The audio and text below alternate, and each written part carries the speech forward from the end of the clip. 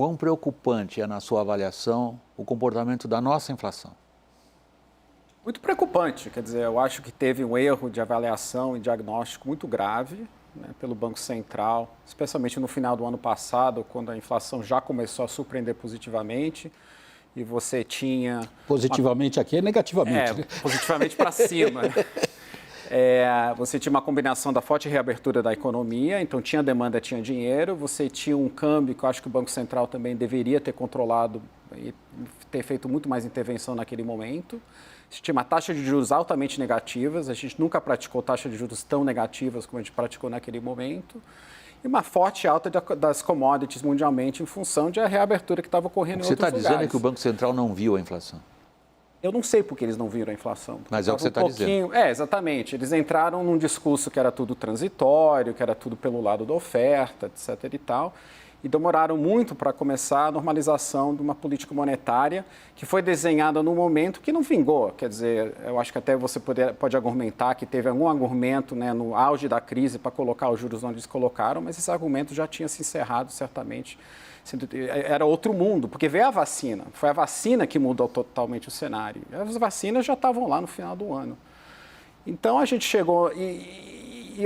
o que está dando para mim, pelo menos, um pouquinho de preocupação e aflito, é que agora que a inflação disparou e agora que o Banco Central, que estava atrás da curva, entre aspas, está começando a acelerar o processo de alta de juros, eu temo que talvez eles estejam fazendo, né, eles estão cometendo um outro erro com sinal contrário.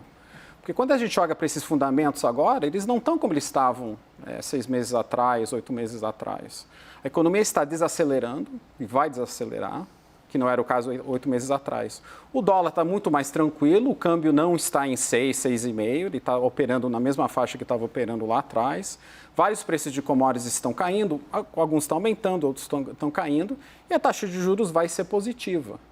Né? A inflação que a gente vê hoje é sempre um retrato do passado, uma foto do passado. Essa inflação que a gente está vendo hoje é fruto desses fatores 6 meses atrás, 9 meses atrás.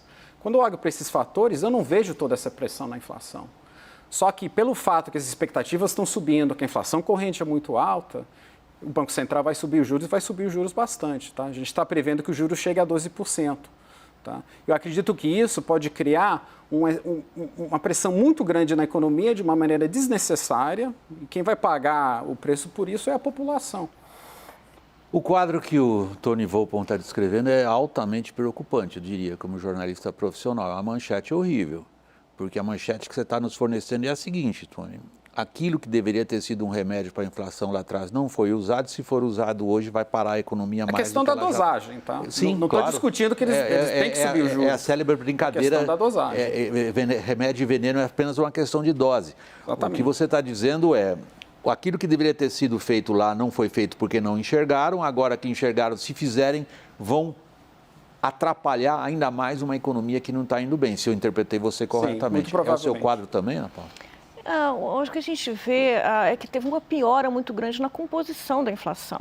Okay. Se no início desse processo de surpresas inflacionárias que o Tony citou, a gente tinha uma inflação muito carregada por bens, por questões realmente transitórias da troca da cesta de consumo de serviços para bens, e isso agora normalizando, isso tenderia a suavizar pelo lado da demanda.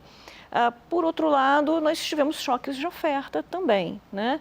E o que acontece? Hoje a gente tem uma composição já muito mais negativa, porque está pegando em preços de energia, em preços de combustíveis, de transportes, e agora com os serviços reabrindo, porque a economia realmente está conseguindo reabrir após o processo de vacinação. Então, aí vem os serviços carregados de mais custos. Então, você acaba sancionando, né, a transmissão do processo inflacionário. Estão conseguindo repassar os preços? Via inércia. Acho que sim, porque o que a gente vê realmente ainda não terminou essa história, porque, por exemplo, parte das aulas presenciais, os serviços médicos prestados pelo governo, os serviços educacionais prestados pelo governo, ainda estão para acontecer, né? As universidades voltarem com as aulas presenciais plenamente. Então, tem uma série de coisas que ainda está para acontecer. Mas a realidade é que os custos estão aí. né? Para as empresas, inclusive para as grandes empresas exportadoras, elas também estão percebendo mais custos, né? Seja por todos esses fatores, né? Mas também pelo aumento dos serviços financeiros.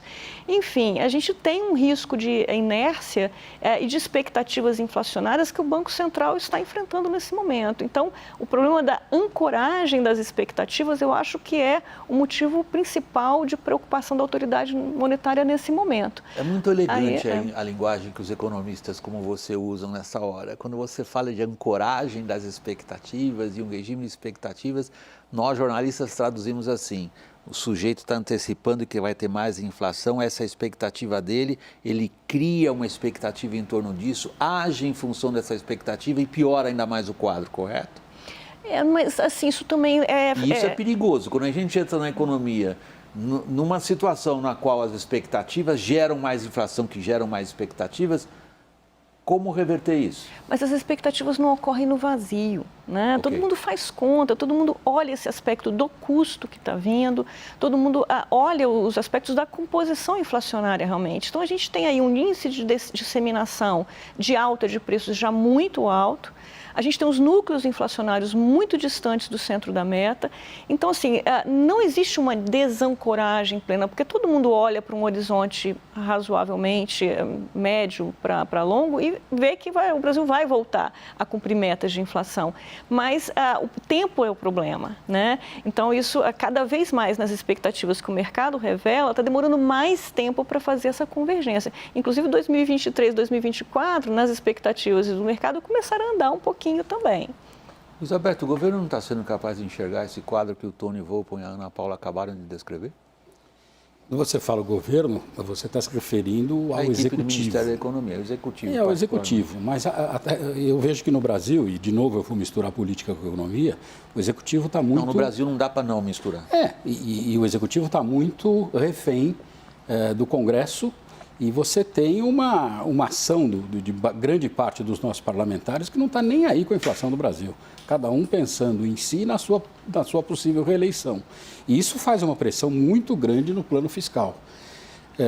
Resultado disso é que nós estamos voltando com mais rapidez do que eu imaginava a uma realidade que não é tão antiga, sobretudo para nós que temos mais idade do que eles, em que a política monetária, entenda-se, Banco Central, alta ou baixa do juro Selic, era a única ferramenta contra a inflação, diante desse descontrole fiscal.